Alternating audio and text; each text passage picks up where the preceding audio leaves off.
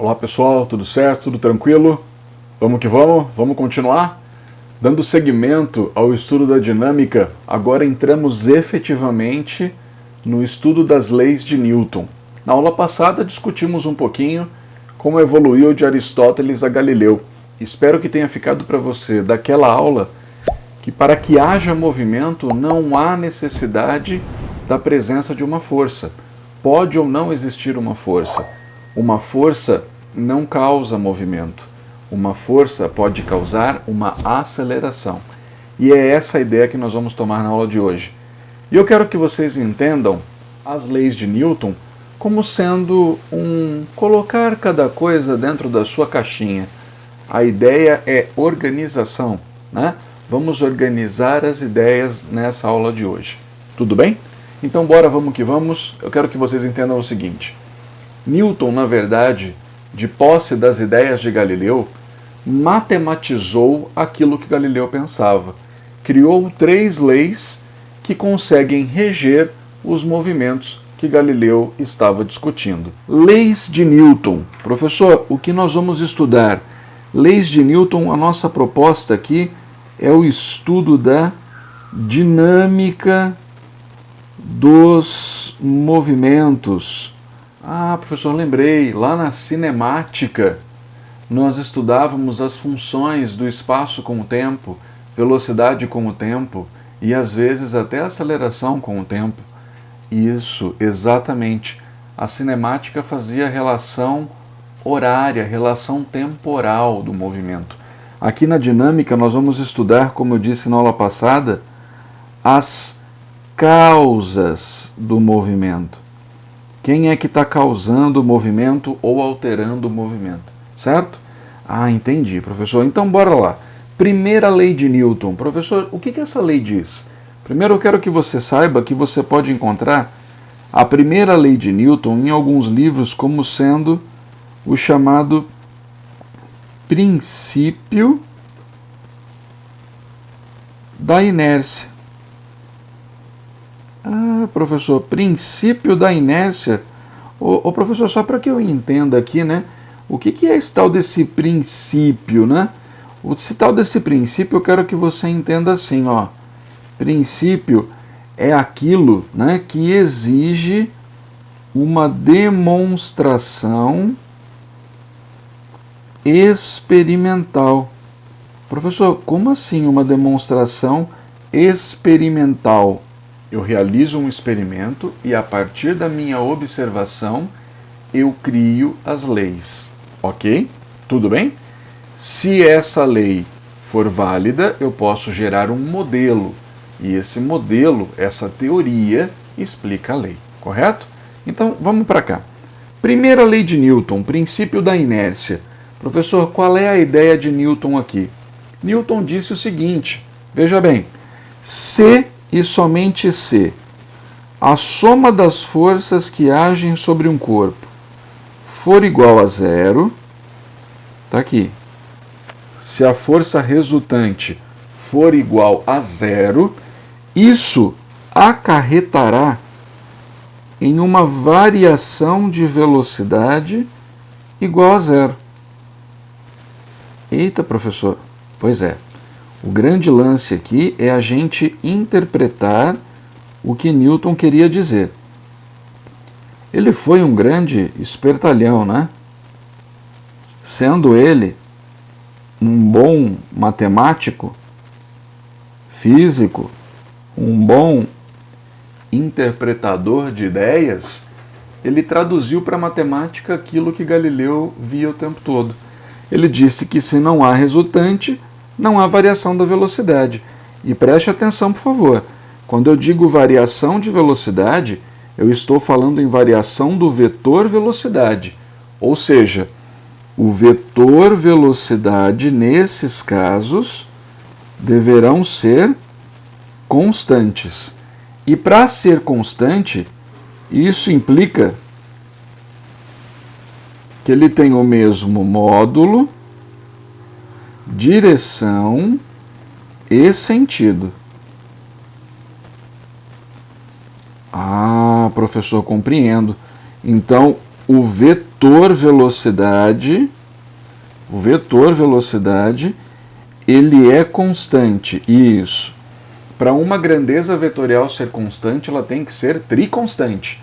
Ela não pode mudar o módulo, o seu tamanho, a sua intensidade, não pode variar a direção, nem tampouco o seu sentido, certo? Professor, mas isso aqui acontece quando? Veja, acontece em duas situações que nós, na verdade, já discutimos.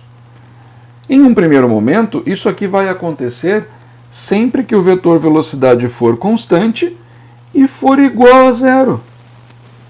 Ah, é verdade, se ele for sempre igual a zero, ele é constante. Pois é, nós estamos numa situação de repouso absoluto. Ah, compreendo, professor. Mas e se ele estiver andando? Bom, se ele estiver andando com vetor velocidade constante, obrigatoriamente ele tem que estar em movimento, porque ele tem que estar andando. Ele tem que estar em um movimento retilíneo, para que a direção seja constante, e tem que ser uniforme, para que o módulo não varie. Então, essas são as duas únicas possíveis situações do corpo se encontrar, caso ele esteja com resultante igual a zero. Caso ele sofra uma força resultante igual a zero. Ou ele está parado em repouso absoluto, ou ele está em movimento retilíneo uniforme. Ambas situações são conhecidas como situação de equilíbrio. Citei isso para vocês na aula passada. Estado de equilíbrio. Equilíbrio estático ou equilíbrio dinâmico, ok? Onde entra então, professor, a tal da inércia? Então eu quero colocar para você aqui, ó, uma observação. Professor, me diz aí o que é inércia. Eu quero que você compreenda da seguinte forma. Inércia, o estado natural de movimento. Ah, entendi, professor. Então, a inércia equivale ao estado natural de movimento de um corpo? Isso. Se um corpo está parado, ele tende a permanecer parado. É o estado natural. Se ele está em movimento, ele tende a permanecer em movimento, porém, em movimento retilíneo e uniforme, certo? Exemplos para tal a gente conhece inúmeros. Eu estou dentro de um ônibus parado, o ônibus está parado, resultante igual a zero. De repente o ônibus sai andando. Eu permaneço. O ônibus sai andando. Nesse momento eu terei a sensação que estou sendo arremessado para trás do ônibus, quando na verdade eu só permaneci em repouso. Certo? No entanto, quando o ônibus está andando, eu estou dentro dele, estou andando junto com ele. No momento em que esse ônibus resolver parar, eu continuarei andando.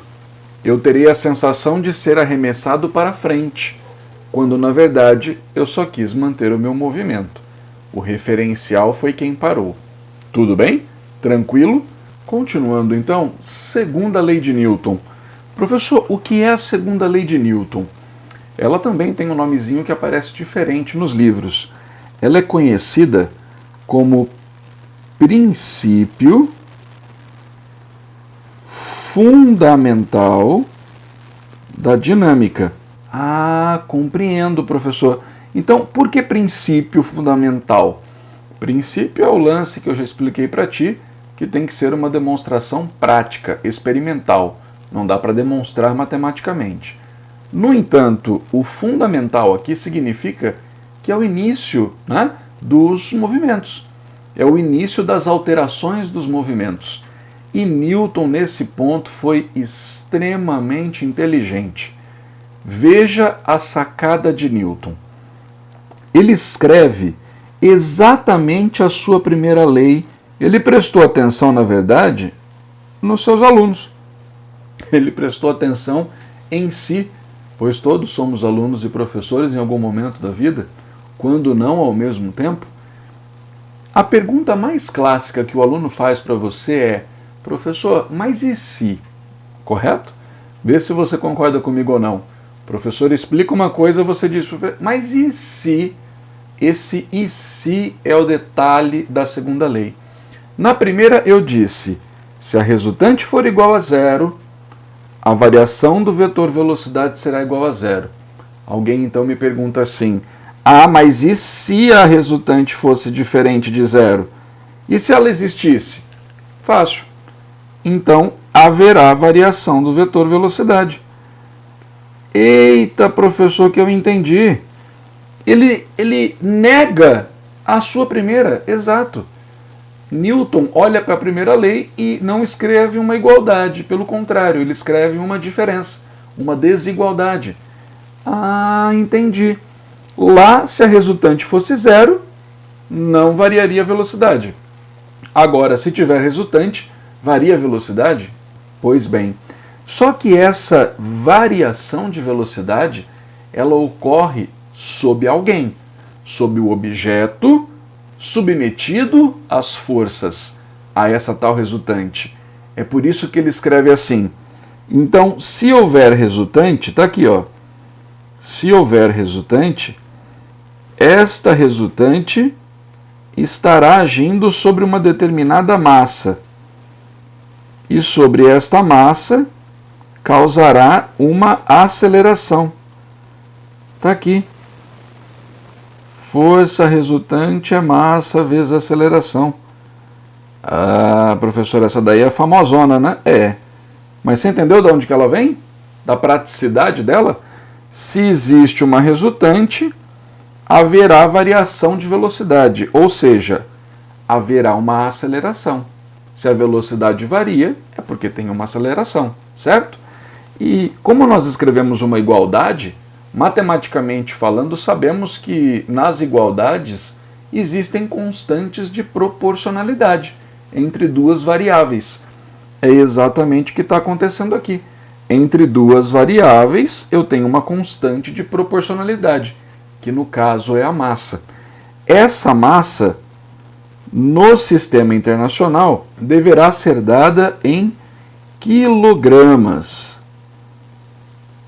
A aceleração em metros por segundo ao quadrado, enquanto que a força, em homenagem ao cidadão que aqui falamos, será dada em newtons. Entendi, professor. A força resultante é dada em newtons. Isso, exatamente. Entendi, professor. Professor, mas o que é essa massa? Essa massa, que é a tal da constante de proporcionalidade, eu também gostaria que você entendesse como sendo a inércia do corpinho. Professor, você está querendo me dizer que massa é inércia? É correspondente a... Porque você concorda comigo que a ideia de inércia é a ideia de permanecer no seu movimento original, certo? Ou seja, quanto mais massa eu tenho, maior a minha tendência de permanecer no meu movimento original. Pense um pouquinho comigo. Se o objeto tem uma grande massa, é muito difícil deslocá-lo. É muito difícil tirá-lo do repouso. Quanto mais massa, mais difícil, porque maior é a sua inércia. Entendi. E se esse corpinho estiver em movimento e eu tentar pará-lo, vai ser muito difícil, porque ele tem muita inércia.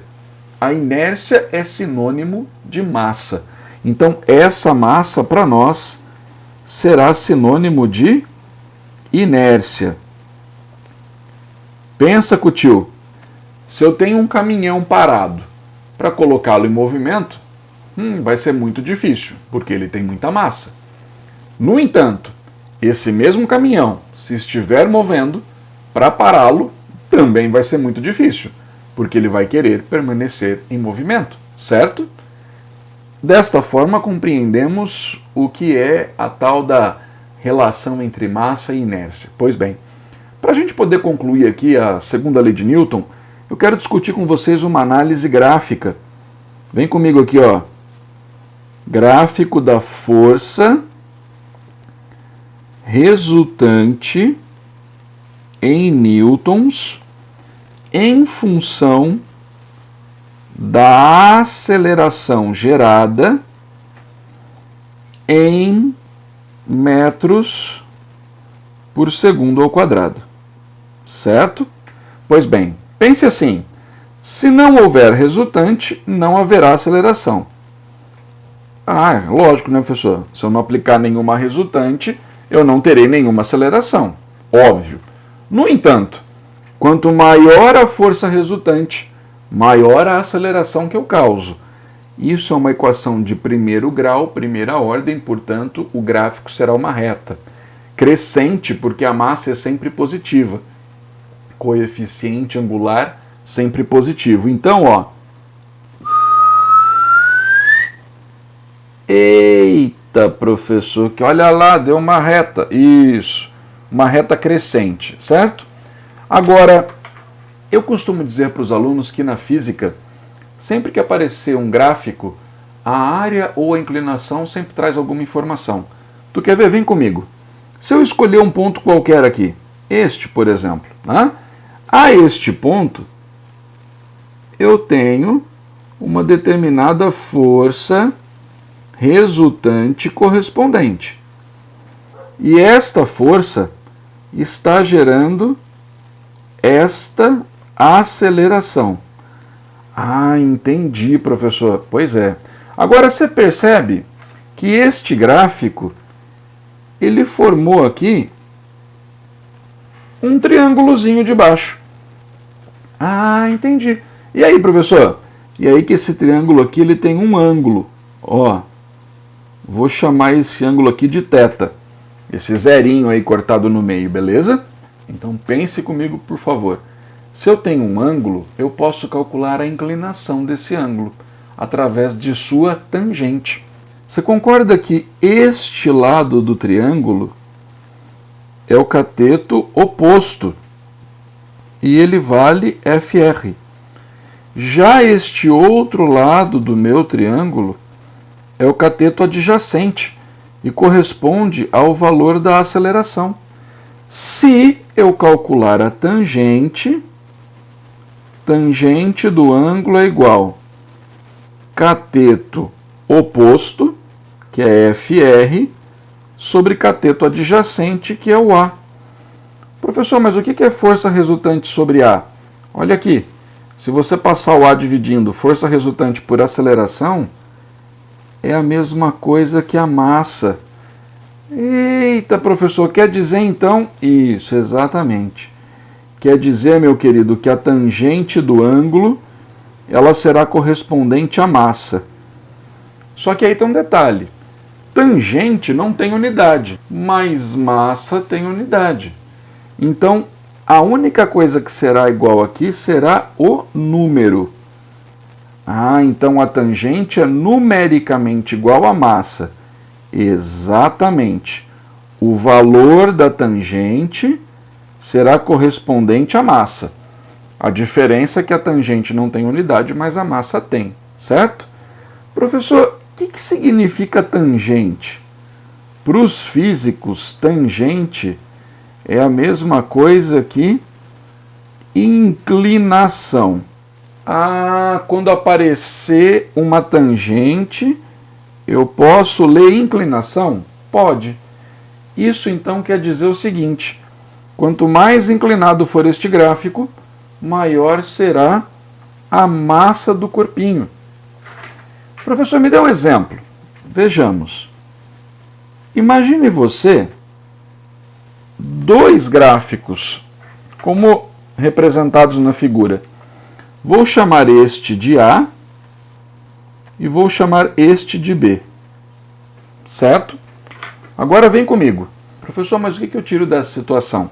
Veja, aplicando a mesma força no corpinho A e no corpinho B, o corpinho A, ele apresentará esta aceleração A, enquanto que o B apresentará esta outra aceleração B. Professor, e que conclusão eu chego? Veja bem, eu posso escrever o seguinte: a força resultante que age em B é exatamente a mesma força resultante que age em A. No entanto, a aceleração que atua em B, ela é maior do que a aceleração que atua em A. Ué, professor, mas é o que está aqui, né? A força é a mesma, só que a aceleração de B é maior que a de A. Que conclusão eu tiro? Fácil. Dois corpos submetidos à mesma força, um acelera mais, o outro acelera menos. Aquele que acelera mais é porque tem menos inércia. É mais fácil fazê-lo ganhar movimento. Logo, ele possui menos massa. Quem acelera mais tem menos massa. Tá aqui, ó. Ah, professor, é verdade, né? Se a aceleração é maior, a massa é menor. Logo, podemos concluir que a massa do corpinho B deve ser menor do que a massa do corpinho A. Agora, verifica se isso não tem fundamento com a propriedade. Quem tem a menor inclinação não é o corpinho B?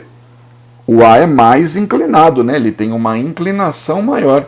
Se o A tem uma inclinação maior, ele tem a maior massa. Se o B tem a menor inclinação, ele tem a menor massa. Certo? Tranquilo? Inclusive, eu quero chamar a sua atenção para um detalhe. Que tudo o que foi discutido aqui é usando a Terra como referencial. Eu falei de N movimentos sempre em relação à Terra. A Terra é um referencial inercial. Ai, professor, mãe, o que é isso? Vocês vão ouvir, né, dentro dos exercícios com o passar do tempo. Olha aqui para o tio, por favor, para vocês saberem quem é quem daqui para frente. Nós vamos falar sobre referenciais.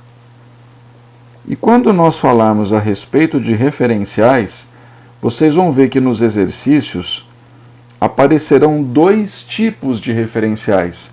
Os referenciais inerciais e os referenciais não inerciais. Certo? Nossa, professor, eu estou perdidinho. O que eu vou fazer quando aparecer esses palavrão aí?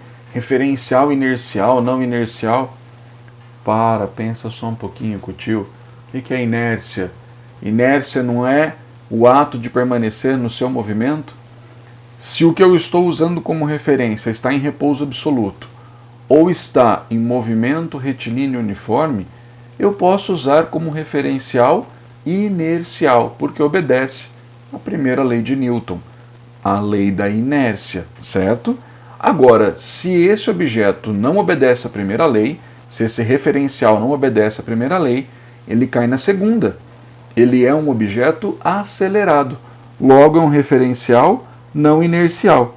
Referencial não inercial, então, são os chamados referenciais acelerados. Certo? Muito que bem. Continuando, vamos para a terceira lei de Newton, terceira e última lei, conhecida como princípio da ação-reação. Ah, entendi, professor. Princípio da ação-reação, né? Isso. Professor, mas o que significa isso mesmo? Par, ação, reação. Preste atenção. Par, ação, reação. Par, ação, reação. Professor, você já falou, já entendi. Não é para você guardar. Par, ação, reação. Tem que ter dois objetos, sempre, obrigatoriamente, certo? Vem comigo. Imagine você que eu tenho aqui duas esferas. A esfera A e a esfera B. Ok? Dois objetos de tamanhos diferentes. Eles estão na mesma direção de movimento, porém em sentidos opostos. Imagine você que este corpinho A está se movendo para a direita com uma velocidade VA, enquanto que o corpinho B move-se para a esquerda com uma velocidade VB. Ah, entendi, professor. Tá indo um de encontro ao outro? É. Professor, mas peraí, se está na mesma direção, né? É inevitável que vai acontecer isso. É inevitável que vai acontecer um choque aqui, né? Eita, professor, que vai lascar é tudo. Pois é. No ato dessa colisão, né? Ixi, professor, aconteceu a colisão aí, não teve jeito não, né? É, não teve jeito, aconteceu a colisão. O corpinho A bateu no B. E aí? E aí que vai acontecer o seguinte, presta atenção. No momento em que o corpinho A bater no B, o A que ia para a direita gostaria de continuar indo para a direita. Então ele empurrará o corpinho B para a direita. Nós vamos dizer aqui que é a força que o A aplica sobre o B. Ah, professor, o A quer continuar indo para a direita, então ele aplica uma força no B. Isso. Só que se o A empurrou o B porque ele queria continuar indo para a direita, tu há de concordar que o B vai empurrar o A para a esquerda, porque ele quer continuar indo para a esquerda. Ah, professor, compreendo. Então haverá uma força que o B faz sobre o A? Isso. Professor, mas quem aplicou força em quem primeiro? Não dá para dizer. É simultâneo, ocorre ao mesmo tempo. E vou dizer mais para vocês. São forças exatamente iguais em natureza. É uma força de puxão de A em B, é uma força de puxão de B em A. É uma força de empurrão de A em B, é uma força de empurrão de B em A. É sempre de mesma natureza. E tem sempre o mesmo valor. Ah, professor, quer dizer que no para-ação-reação, exatamente, as forças sempre terão a mesma intensidade, terão sempre a mesma direção e serão sempre de mesma natureza. Ah, entendi. Então elas vão ter o mesmo nome, professor, é isso? Isso, exatamente. A única diferença, a única observação, essas forças sempre apresentarão sentidos opostos. Mas espera aí, estou aqui pensando, professor. Você quer me dizer que se um carro e um caminhão colidirem, a força é a mesma? É exatamente igual. A força que o carro faz no caminhão é igualzinha que o caminhão faz no carro. Professor, mas não é possível, o carro se destrói, o caminhão fica inteiro. Mas aí nós estamos falando do efeito gerado por essa força. Pois é, o efeito gerado pode ser igual, mas também pode ser diferente. Dois objetos exatamente iguais que colidem aplicam a mesma força um no outro. Os efeitos serão iguais. Dois corpos que colidem, que são feitos de materiais diferentes, com formatos diferentes, sofrerão efeitos diferentes. Então o que eu preciso que você entenda é que na terceira lei de Newton, as forças sempre serão iguais, mas os efeitos poderão ser diferentes, certo? O tio já vai anotar isso aqui para você. Vamos colocar aqui, ó. Todo par, ação, reação, será de mesma natureza. Porém, podem causar efeitos diferentes. Preste atenção.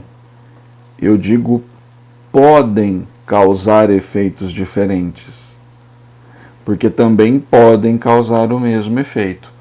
É que normalmente o aluno está esperando que o efeito é o mesmo, mas nem sempre o será. Tranquilos? E como que nós vamos representar essa brincadeira? Veja, Newton resolveu essa questão assim. Para obedecer a nomenclatura, para obedecer aquilo que foi visto, ele escreve que a força que A aplica em B é exatamente igual à força que B aplica em A. Olha, professor, mas tem um sinal de menos ali no meio. Pois é. O que significa esse menos? Deixa eu te explicar uma coisa. Essa notação que eu acabei de aqui fazer é a chamada notação vetorial. Tá vendo que tem a representação de vetor aqui? Essa é a representação vetorial. É a representação mais rica, assim podemos entender. Ela nos apresenta o módulo, a direção e o sentido. Então ela está dizendo que esses dois vetores têm o mesmo módulo, têm a mesma direção, só que esse sinalzinho de menos aqui está indicando que eles possuem sentidos opostos. Ah, professor, você está de brincadeira. Não, não existe vetor negativo, nós já falamos sobre isso, vocês se lembram? Não existe vetor negativo. O menos só está indicando que este vetor é oposto a este. Ah, professor, compreendi. Mas poderia escrever diferente? Posso. Eu posso escrever de uma forma mais simples, né? Eu posso simplesmente escrever assim, ó. A força que o A aplica em B é igual à força que o B aplica em A. Ah, professor, entendi. Dá na mesma? É. Posso usar as duas? Pode. A única diferença é que esta notação ela é mais pobre. Ela é só uma notação escalar. Ela está nos dizendo apenas que este vetor e este possuem o mesmo módulo. Ah, então nessa aqui, professor, só isso. Só quer dizer que tem o mesmo módulo. Que as duas forças possuem a mesma intensidade. Ah, entendi. Professor, agora acho que ficou claro para mim. Pois bem, ótimo, que bom. Então agora na próxima aula nós começamos a entender o que é força e como elas podem ser aplicadas. Até o próximo vídeo, moçada!